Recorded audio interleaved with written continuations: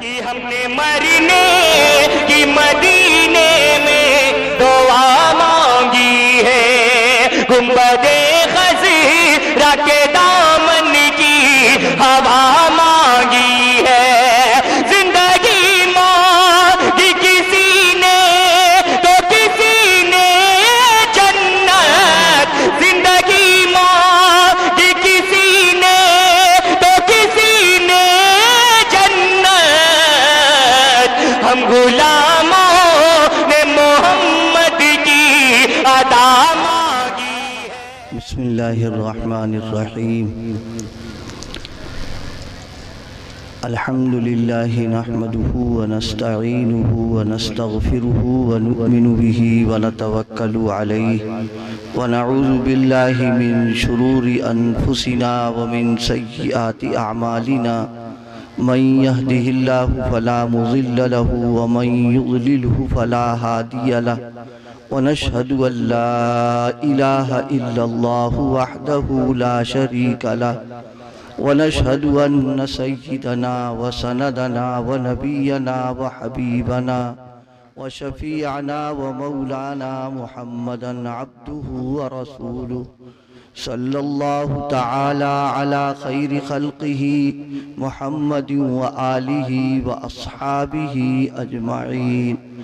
رب اشرح لي صدري ويسر لي أمري واحلل عقدة من لساني يفقهوا قولي، أما بعد، أعوذ بالله من الشيطان الرجيم، بسم الله الرحمن الرحيم۔ إن الذين آمنوا وعملوا الصالحات سيجعل لهم الرحمن ودا، وقال النبي صلى الله عليه وسلم من أحب سنتي فقد أحبني، من أحبني كان معي في الجنة، أو كما قال عليه الصلاة والسلام۔ حضرات علماء کرام، بزرگان محترم، میرے عزیز دوستوں اور ساتھیوں،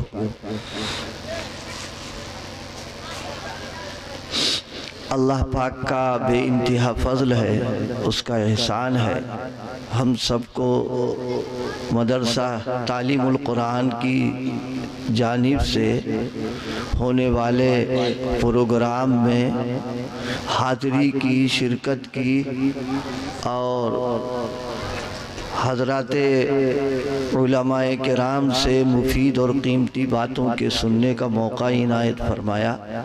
اللہ پاک ہم سب کی اس حاضری کو قبول فرمائے، اور جو باتیں ہم نے سنی ہیں ان باتوں پر عمل کرنے کی توفیق عطا فرمائے۔ دو تین باتیں توجہ دلانے کے لیے عرض کرنی ہے۔ سب سے پہلی بات، کل سے طبیعت مزمحل ہو گئی ہے، اس وقت بھی ہم کو بخار بھی ہے اور نزلے کی شدت ہو رہی ہے۔ وعدہ کیا تھا، اس لیے اب حاضری کے بعد بیان نہ کرنا یہ اور مروت کے اور شرافت کے سب چیزوں کے خلاف، تو میں انگلی کٹا کے شہیدوں میں داخل ہونے کے لیے میں حاضر ہو گیا۔ زیادہ لمبی بات، اے بھائی کیا کر رہے ہو یار، زیادہ لمبی بات اپنی صحت کی بنیاد پر میں زیادہ دیر آپ کا وقت بھی نہیں لوں گا، نہ لمبی بات میں کروں گا اس وقت میں۔ دوسری بات یہ عرض کرنا ہے، جلسہ دینی ہو رہا ہے، اب آپ یہ بتاؤ دینی جلسے کا تقاضا کیا ہے؟ ہم جہاں تک سمجھے ہیں وہ تو یہ کہ دینی جلسہ دین کی نسبت پر اگر کوئی پروگرام کیا جائے تو میرا اپنا خیال یہ ہے کہ پورے پروگرام میں دین کا رنگ ہونا چاہیے۔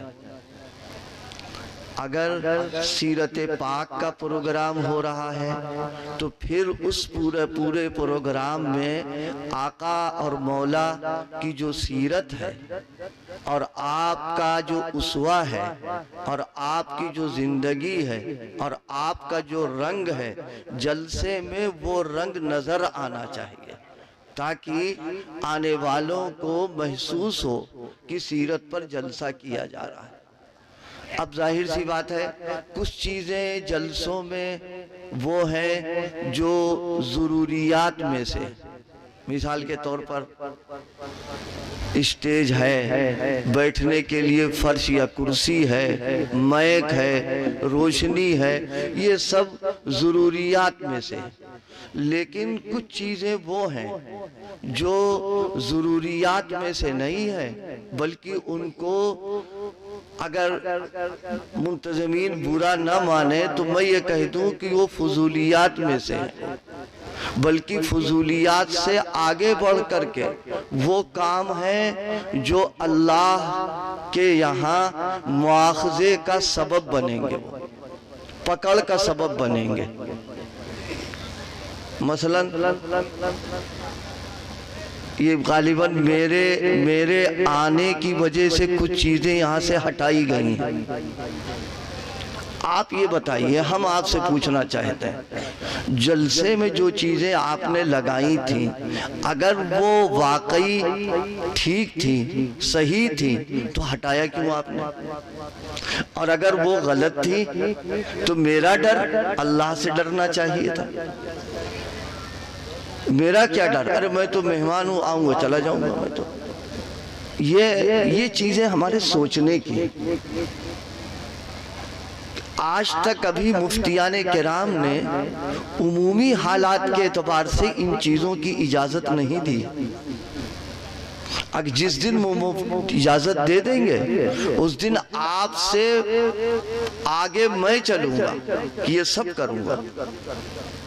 لیکن جب تک شریعت اس کی اجازت نہیں دے رہی ہے پھر اس کام کو کرنا، وہ بھی دین کے پروگرام میں، اور وہ بھی دینی مدرسے کے پروگرام میں، اور وہ بھی اس میں وہ لوگ علماء، حفاظ، صلحاء، ان کے سامنے یہ کام کرنا، یہ تو بالکل ایسا ہوگا جیسے پولیس والے کی موجودگی میں ڈکیتی ڈالی جائے۔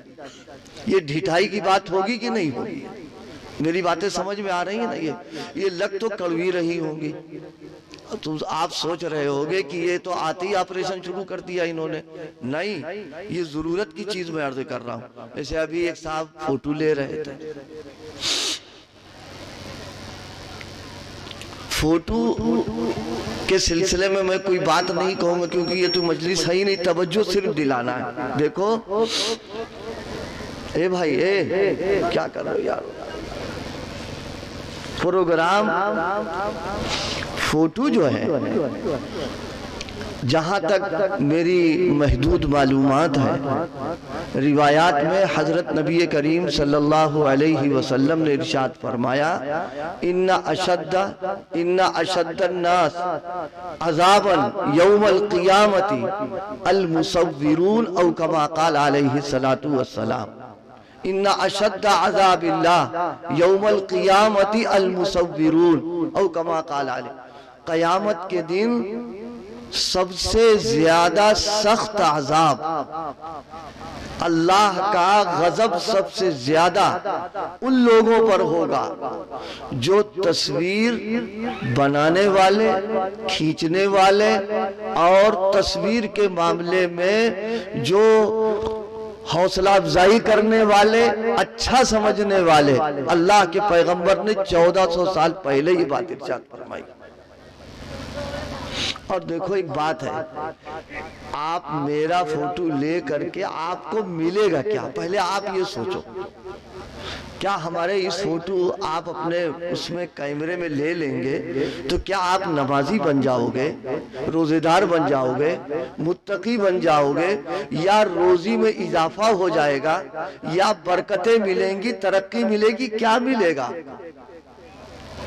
اگر فوٹو رکھنا کسی کا جائز ہوتا، مسلمانوں سنو، اگر فوٹو رکھنا کسی کا جائز ہوتا، میرا ایمان اور یقین اس بات پر ہے کہ صحابہ کرام رضوان اللہ علیہ مجمعین سب سے پہلے میرے آقا میرے مولا کا فوٹو رکھتے، کیونکہ ان سے بڑا عاشق صبح قیامت تک کوئی دوسرا نہیں ہو سکتا۔ آدمی عشق میں، محبت میں، تعلق میں نہ معلوم کیا سے کیا کر لیتا ہے۔ ظاہر ہے صحابہ کے بھی جذبات تھے، ان کی بھی امنگیں تھیں، ان کی بھی خواہشات تھیں۔ جیسے آپ کو ایک گوشت پوش کے مجموعے، مجھے میری تصویر آپ لے رہے ہیں جبکہ پہلی ملاقات ہو رہی ہے، صرف کچھ میرے بارے میں سن رکھا ہوگا اس لیے آپ لے رہے ہیں، لیکن صحابہ کرام نے تو 23 سال اللہ کے پیغمبر کو دیکھا ہے، ان کی تربیت میں، تعلیم میں بیٹھے ہیں، خوب جی بھر بھر کے انہوں نے اللہ کے پیغمبر سے لیا ہے۔ کتنی محبت ہوگی، کیا ان کا جی نہیں چاہ رہا ہوگا؟ یقیناً جی چاہ رہا ہوگا، لیکن آقا سے جب سن لیا تو کسی نے آپ کی تصویر نہیں لی ہے۔ بات سمجھ میں آ گئی نا؟ اس لیے میرے دوستو یہ عمل خاص طور سے یہاں بالکل غیر مناسب ہے۔ اس کو تو میں یوں کہا کرتا ہوں، دیکھو زمزم کتنا اچھا ہے پانی، کتنا اچھا زمزم کا پانی، بابرکت، نورانیت، روحانیت والا۔ فخر پور میں کوئی آدمی دکان کھولے اور اس دکان پر سائن بورڈ پہ لکھوا دے آب زمزم، اس کا کیا مطلب ہے؟ اس کا مطلب یہ ہے کہ زمزم کا پانی ملتا ہے، یہی تو مطلب ہوگا نا۔ اب اس نے بورڈ پہ لکھوایا آب زمزم، اور دکان میں اس کی جو ہے شراب، بھانگ، افیم، نشے کی چیزیں ہیں۔ آپ گئے لینے کے لیے زمزم اور معلوم ہوا وہاں تو یہ سب رکھا ہوا، آپ کیا کہو گے؟ یہی تو کہو گے کہ دھوکہ دے رہے ہو تم تو۔ آ گئی سمجھ میں؟ دین کا سائن بورڈ لگا کر کے، سیرت کی جلسے کر کے یہ کرنا، اور یہ سب جو ہو رہا ہے، یہ سب جو آپ کر رہے ہیں، یہ کون سا دین ہے بھائی؟ اس سے کون سی نیکیوں میں اضافہ ہو رہا ہے؟ وہی بات میں پھر کہوں گا، دین کے نام پر پروگرام ہے اور دین کا لیبل آپ نے لگایا ہے تو جلسے پر دین کا رنگ ہونا چاہیے۔ رسول اللہ صلی اللہ علیہ وسلم نے ارشاد فرمایا، البزازۃ من الایمان، سادگی جو ہے وہ ایمان کی علامت ہے۔ مومن کا مزاج سادہ ہونا، تکلفات سے بچنا، فضولیات سے بچنا، اسراف سے بچنا، یہ تو شریعت کا مزاج ہے جس نے ہم کو سکھایا ہے۔ ان پروگراموں میں یہ بالکل چیزوں کا ہونا، یہ غیروں کی نقل ہے، یہ ہمارے یہاں نہیں ہوتا ہے۔ یہ بات سمجھ میں آ گئی نا؟ یہ اللہ پاک ہم سب کو سمجھ نصیب فرما دے۔ اب جو آیت میں نے پڑھی مختصر سی 5-10 منٹ بعد پوری کر دیں، بخار ہے اور آواز ہی میری جواب دے رہی اس وقت میں نے آیت کریمہ جو پڑھی ہے، اللہ پاک نے اس میں 3 چیزوں کا تذکرہ کیا ہے۔ ایک ذکر فرمایا ہے ایمان کا، دوسرا تذکرہ کیا ہے اعمال صالحہ کا، ان الذین آمنوا وعملوا الصالحات، ایمان اور عمل صالح۔ فرمایا سَيَجْعَلُ لَهُمُ الرَّحْمَنُ وُدًّا، ایمان اور عمل صالح پر اللہ کیا دے گا، کیا ملے گا، کیا فائدہ ہوگا، اس کو فرمایا سَيَجْعَلُ لَهُمُ الرَّحْمَنُ وُدًّا۔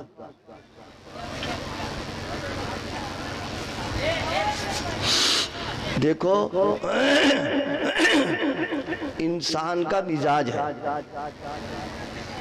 کیا انسان کا مزاج یہ ہے کہ لوگوں میں ہماری عزت ہو، احترام ہو، میرے آگے پیچھے کچھ چلنے والے لوگ ہوں، یہ عمومی مزاج ہوتا ہے۔ اس کے لیے آدمی بڑی تدبیریں کرتا، بڑے پاپڑ بیلتا ہے، اسباب اختیار کرتا ہے کہ لوگوں میں عزت ہو جائے، لوگ ہم کو ماننے لگے، لوگ ہم کو دیکھ کے کھڑے ہونے لگے اور لوگ ہمارا اکرام کرنے لگے۔ یہ ہمارا اپنا سب کا مزاج ہوتا ہے۔ یہ کیوں ہے مزاج؟ یہ مزاج اس بنیاد پر ہے کہ اللہ نے انسان کو اپنی ساری مخلوقات میں سب سے اعلیٰ، سب سے بالا، عزت والی، برتر والی اور احترام والی مخلوق انسان کو بنایا ہے۔ جب اللہ پاک نے ہم کو سب سے اعلیٰ مخلوق بنائی تو ہمارے دماغ میں رہتا ہے کہ جتنے دن یہاں رہیں لوگوں کی نظروں میں ہماری عزت رہے، احترام رہے، اور اس کے لیے آدمی تدبیریں کرتا ہے۔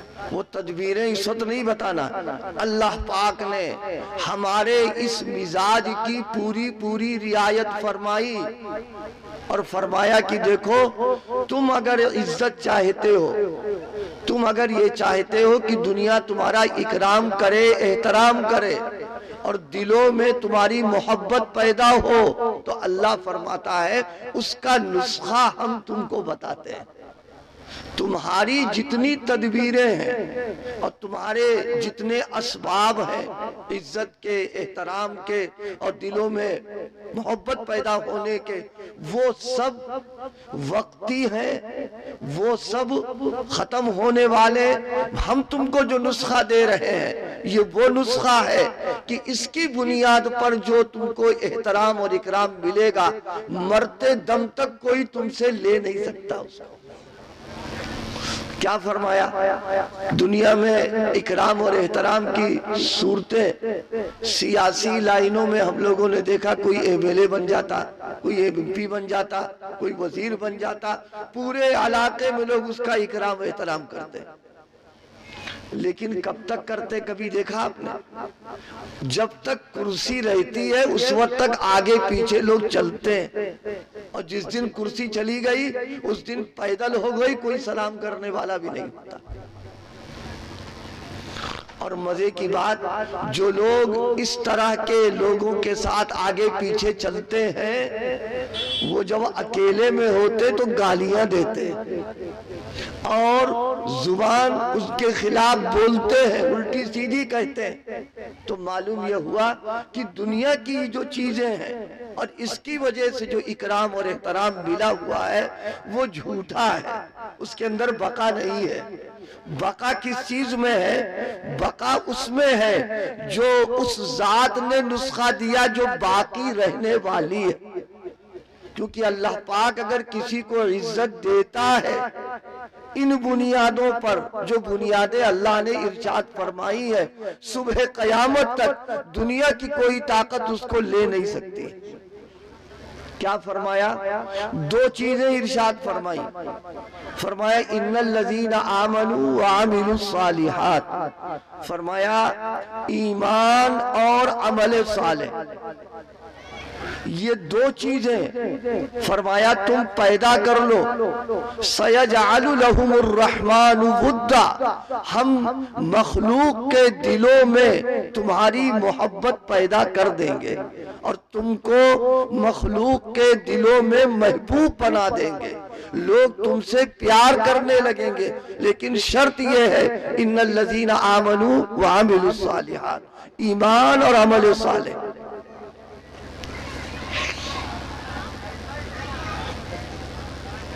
اللہ پاک نے دو چیزیں فرمائی، ایمان اور عمل صالح۔ یہ کیوں ہے؟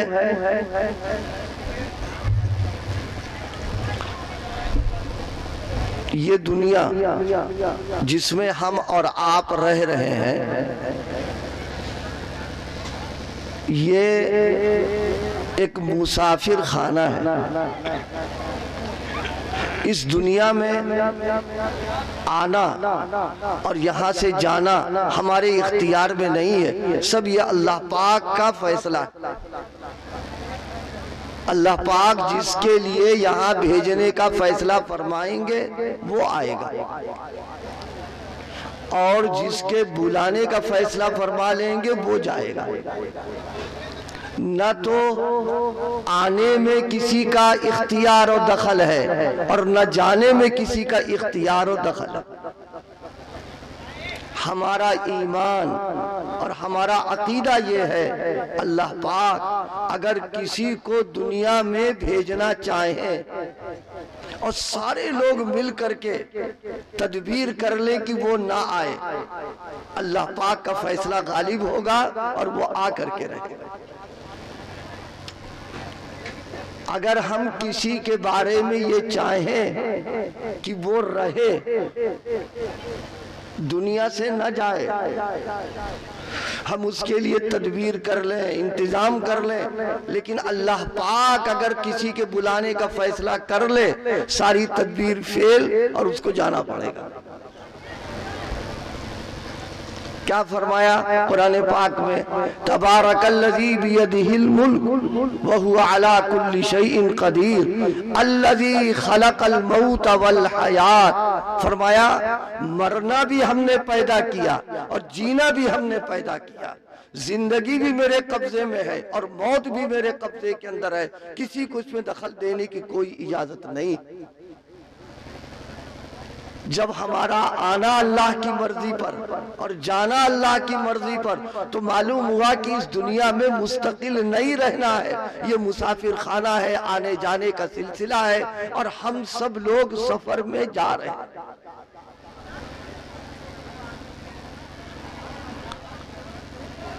ہم لوگ خوب جانتے ہیں سفر میں دو چیزیں ضروری ہوتی ہیں،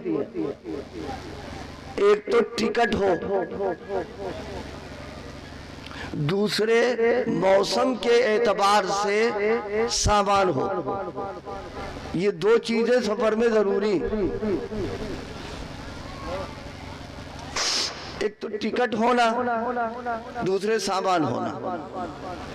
جس آدمی کے پاس یہ دونوں چیزیں ہوں، ٹکٹ بھی ہو سامان بھی ہو، وہ آدمی سکون کے ساتھ، اطمینان کے ساتھ، عزت کے ساتھ، راحت کے ساتھ سفر کرے گا۔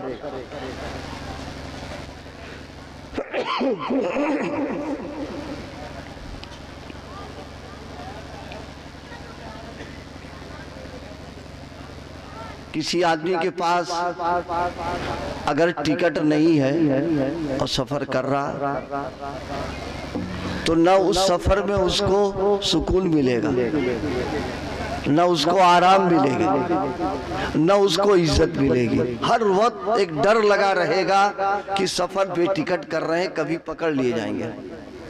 بے چینی، بے پریشانی، اضطرابی کیفیت ہوتی۔ اور اگر ٹکٹ لے کے سفر کر رہا ہے، آرام کے ساتھ جا رہا۔ جس طرح دنیا کے سفر میں دو چیزیں ہیں، ایک ٹکٹ ہے، دوسرے سامان ہے، آخرت کے سفر کے لیے بھی دو چیزیں ضروری ہیں، ایک ایمان کا ٹکٹ ہونا چاہیے، دوسرے اعمال صالحہ کا سامان ہونا چاہیے۔ اب آگے کی بات بہت مختصر سی عرض کریں سمجھانے کے لیے۔ ایمان کا ٹکٹ کون سا ہو، اس کو سمجھو۔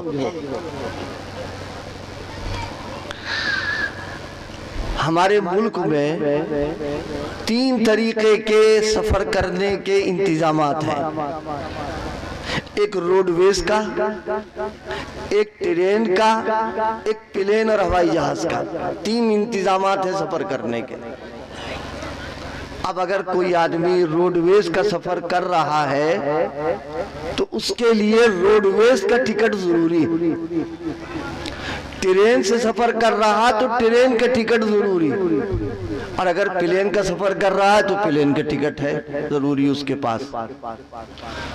جس طرح گورنمنٹ نے تینوں کے لیے ٹکٹ بتائے ہیں انہی کو لے کر کے آپ چلیں گے تو یقیناً آپ کی ٹکٹ کے ساتھ سفر فرما رہے ہیں۔ بالکل اسی طریقے سے میرے آقا مولا جناب محمد الرسول اللہ صلی اللہ علیہ وسلم نے اس عالم دنیا سے آخرت کے سفر کے لیے جو ایمان کا ٹکٹ دیا ہے اس کو آپ استعمال کریں گے تب اس ٹکٹ کا اعتبار کیا جائے گا، اور اگر ایمان کے نام پر کوئی اور ٹکٹ لے کر کے آپ چلیں گے تو آپ مجرم کہلائیں گے۔ ابھی سمجھ میں نہیں آیا، میں سمجھاؤں آپ کو۔ روڈ ویز کا سفر کریں اور ٹکٹ لے لیں ریلوے کا، ٹرین کا، آپ بتائیے ریلوے کا ٹکٹ لے کر کے روڈ ویز کا سفر کرنا یہ جرم کی بات ہے یا یہ جو کہیں گے کہ قانونی اعتبار سے صحیح ہے؟ یہ جرم کی بات تو ہے ہی، یہ تو اچھا پلین کا سفر لے کر کے ٹرین سے سفر شروع کر دیں آپ، یہ بھی جرم کی بات ہے۔ اب میں جو بات عرض کرنا چاہ رہا ہوں اس کو اور وضاحت سے سمجھو۔ آج کل ہم لوگوں نے دین کو اپنی خواہش، اپنی طبیعت، اپنے مزاج کے تابع بنا دیا کہ جو ہم کو اچھی لگے وہ دین سمجھ کر کے اس کو کرنا شروع کر دیتے ہیں۔ اسی طرح سے دین کے بارے میں جو ہمارا اپنا معاملہ چل رہا ہے اس کا نقصان اور اس کا غلط ہونا اور اس کا برا ہونا میں اس کو سمجھانا چاہ رہا ہوں۔ آپ یہ بتائیے روڈ ویز کا جو محکمہ ہے وہ کس کا ہے؟ ہمارا آپ کا ہے؟ یہ گورنمنٹ کا ہے؟ گورنمنٹ کا ہے۔ اور ریلوے؟ گورنمنٹ۔ ریلوے میں جو ٹکٹ لیتے وہ پیسہ کہاں جاتا ہے؟ ہماری جیب میں، گورنمنٹ کے پاس جاتا ہے۔ اور روڈ ویز کا پیسہ گورنمنٹ میں جاتا ہے۔ اب آپ ریلوے کا ٹکٹ لے کر کے روڈ ویز کا سفر کر رہے ہیں، اب کنڈکٹر نے ٹکٹ آپ سے مانگا، پوچھا، اور آپ نے ریلوے کا ٹکٹ نکال کر کے دے دیا اور تقریر شروع کر دی۔ اس نے کہا بھائی تم تو یہاں روڈ پہ آئے ہو، ٹکٹ اس کا دکھاؤ، تم ٹرین کا ٹکٹ دکھا رہے ہو ہمیں۔ اب آپ وہاں تقریر شروع کر دو کہ بھائی دیکھو ریلوے بھی گورنمنٹ کا، روڈ ویز بھی گورنمنٹ کا، اور پیسہ بھی گورنمنٹ پر گیا، تو کون سا جرم کر دیا ہم نے ریلوے کا لے کر کے اور جو ہے روڈ ویز پر آ گئے؟ میری بات سمجھ میں آ گئی؟ لیکن وہاں تقریر نہیں کرو گے، جانتے ہو کہ اگر وہاں یہ بکواس کی تو ڈنڈے بھی بجیں گے، جیل بھی کھانا پڑے گی۔ لیکن دین کے بارے میں ہر آدمی مفتی بنا ہوا ہے، دین کے بارے میں ہر آدمی جناب والا اپنی طور پر کر رہا ہے کہ یہ دین ہے، یہ دین نہیں۔ یاد رکھیے سب کچھ نہیں ہے۔ اللہ کے پیغمبر نے جس چیز کو دین قرار دیا ہے اور ایمان کے لیے جو بنیادی چیزیں آپ نے ارشاد فرمائی، صبح قیامت تک کوئی آدمی اس پہ تبدیلی نہیں کر سکتا ہے۔ اللہ پاک کو وہی ایمان پسند ہے، وہی ایمان مقبول ہے، وہی معتبر ہے جو اللہ کے پیغمبر لے کر کے آئے ہیں اور صحابہ کرام نے اس ایمان کو لیا۔ اللہ کے پیغمبر نے جو ایمان دیا ہے، توحید، رسالت، قیامت، یہ تین چیزیں بنیادی ہیں عقیدوں کے سلسلے میں۔ کوئی شخص اللہ کو ایک مانتا ہے، قیامت کو بھی مانتا ہے، لیکن پیغمبر کی رسالت و نبوت کو قائل نہیں ہے، اس کے ایمان کا اعتبار نہیں کریں گے۔ کوئی رسول اللہ کی رسالت کا، ختم نبوت کا بھی قائل ہے، قیامت کا بھی قائل ہے، لیکن اللہ کو ایک نہیں سمجھ رہا ہے تو اس کے ایمان کا اعتبار نہیں کیا جائے گا۔ کوئی آدمی اللہ کو ایک مانتا ہے، پیغمبر کو آخری نبی مانتا ہے، قیامت کو نہیں مان رہا ہے، اس کے ایمان کا اعتبار نہیں کیا جائے گا۔ ایمان تو جب معتبر ہوگا جب توحید ہو، رسالت ہو، پیغمبر کو آخری نبی مانتا ہو، قیامت ہو، کہ ماننے والا ہو، تب کہیں گے کہ ایمان کا ٹکٹ اس کے پاس۔ پھر اللہ پاک کو ایک ماننا،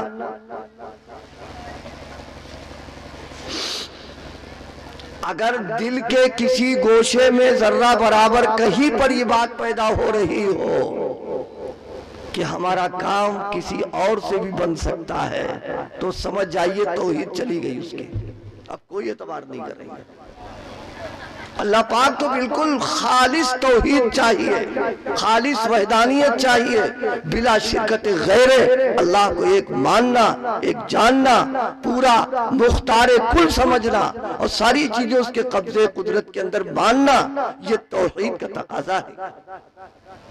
علماء تشریف فرما ہے، میں ایک بات یہاں عرض کرنا چاہتا ہوں، اللہ پاک کو ایک ماننا بالکل ٹھیک ہے، اعلیٰ درجے کی بات ہے، اللہ کو یکتا سمجھنا، ایک ماننا اور یکتا میں زمین و آسمان کا فرق۔ میں اسے سمجھاؤں،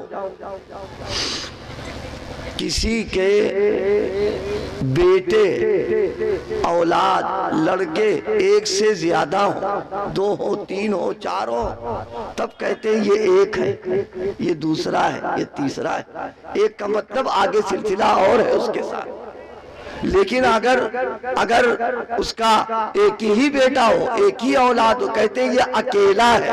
کیا مطلب؟ آگے پیچھے کوئی نہیں اس کے۔ تو اللہ پاک اکیلا ہے، یعنی اس کے ساتھ آگے پیچھے کوئی نہیں ہے۔ ایک کہنا بھی صحیح ہے، لیکن اعلیٰ درجے کی بات ہے یہ کہا جائے کہ وہ اکیلا ہے، اپنی ذات میں، اپنی صفات میں، اپنے کمالات میں، اپنے افعال میں کوئی شریک اس کے ساتھ نہیں۔ اور ایک کا مطلب یہ ہوتا ہے کہ آگے کوئی دوسرا بھی لگا ہوا ہے، ساتھ میں تیسرا بھی لگا ہوا ہے۔ اس لیے اعلیٰ درجے کی بات یہ کہیں کہ اللہ اکیلا ہے، اللہ اکیلا ہے۔ ایک بزرگ کا انتقال ہوا، ایک بزرگ کا انتقال ہوا، خواب میں کسی نے دیکھا، پوچھا حضرت کیا ہوا آپ کا؟ تو فرمایا گاڑی پھنسی نکل گئی، گاڑی پھنسی نکل گئی۔ پوچھا کیا مطلب؟ کہا اللہ پاک کے ہاں پیشی ہوئی تو اللہ نے پوچھا کہ میرے لیے تم کیا لے کر کے آئے ہو؟ یہاں تو ہم نفلیں، تہجد، تسبیح، قرآن، ذکر کر کے بڑا سینہ چوڑا کیے رہتے ہیں کہ بہت کام کر رہے ہیں، بڑی عبادتیں ہم کر رہے ہیں، لیکن جب اس کے دربار میں پہنچیں گے تب اپنی عبادتوں کی اوقات معلوم ہو جائے گی۔ اللہ پاک نے پوچھا تم میرے لیے کیا لے کر کے آئے؟ فرمانے لگے کہ میں نے اپنے اعمال کو دیکھا، عبادتوں کو، تلاوت کو، ریاضت کو، سب دیکھا، کوئی نظر نہیں آیا اس لائق کہ ہم کہہ سکیں کہ میرے اللہ یہ میں آپ کے لیے لے کر کے آیا۔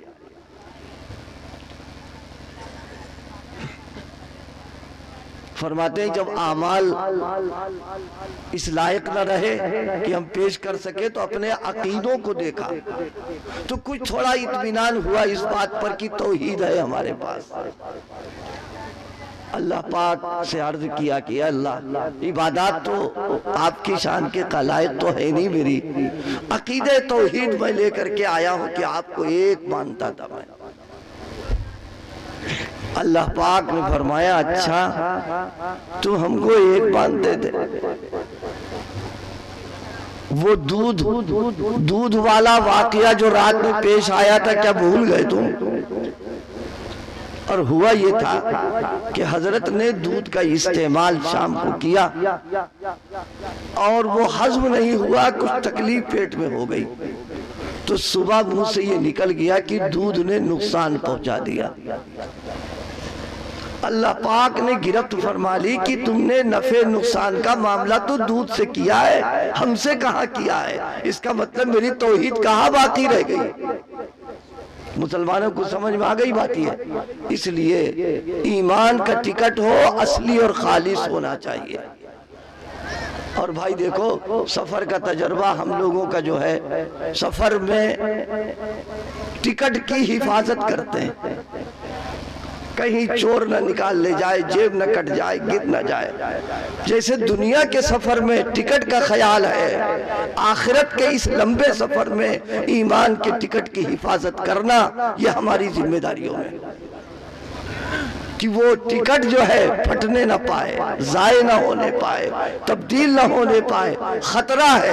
رسول اللہ صلی اللہ علیہ وسلم نے ایک موقع پر ارشاد فرمایا کہ انسان کا سب سے بڑا دشمن شیطان ہے۔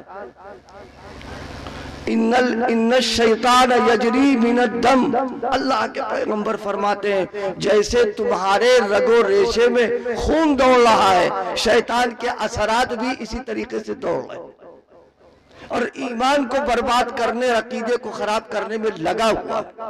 اس لیے اپنے ایمان کی حفاظت مرتے دم تک کرنا، یہ ہمارے مومن ہونے کا۔ اگر ہماری ویڈیو اچھی لگی تو حسنین اردو میڈیا کو لائک کریں، سبسکرائب کریں، کمنٹ کریں اور شیئر کریں۔